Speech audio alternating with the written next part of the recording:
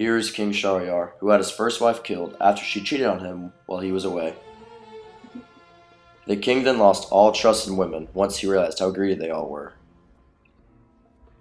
But he couldn't stand to be alone, and he was miserable. So each night, he decided that he would marry a new woman. Then the next morning, he had her put to death so he could not be betrayed. This cycle would repeat over and over and over again. And it happened so frequently that the population of women was noticeably decreasing. This trend continued to happen without any repercussions until one day the vizier's daughter requested to sleep with the king. And the vizier, knowing that his daughter would be put to death the next morning, said no. Even after the vizier tells his daughter stories trying to talk her out of sleeping with the king, she still insists. The vizier then goes before the king, telling him his daughter would like to marry him. They are wed, and that night Shahrazad requests that she say goodbye to her sister before her death in the morning.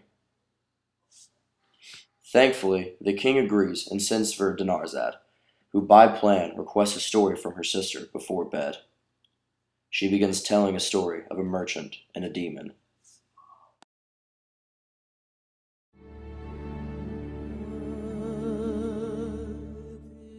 A wealthy merchant was traveling to visit another country, filling his saddlebag with bread and food. Throughout his journey, he paused to rest under a walnut tree. Under the walnut tree, he pulled out his saddlebag and began to eat some of his fruit, carelessly tossing the pits on the ground. Suddenly, a demon appeared and accused the merchant of being a murderer, longing for his blood to be shed in return. The merchant was dumbfounded, and the demon insisted that the pits he threw struck his son and killed him, and now the demon was going to kill the merchant. The merchant pleaded with the demon. "Oh, my lord, please don't kill me," he begged. Despite his request, the demon raised his sword to strike.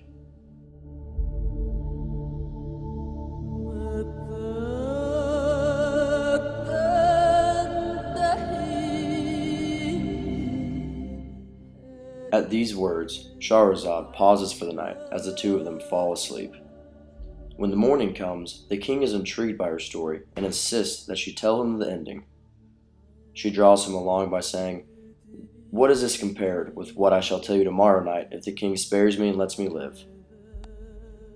Because of the king's curiosity, her death is postponed until he finds out if the merchant is killed. The next night, the king and Shahrazad lay down for the night. The king wants her to continue her story and insists that he find out what happens to the merchant. And so she begins.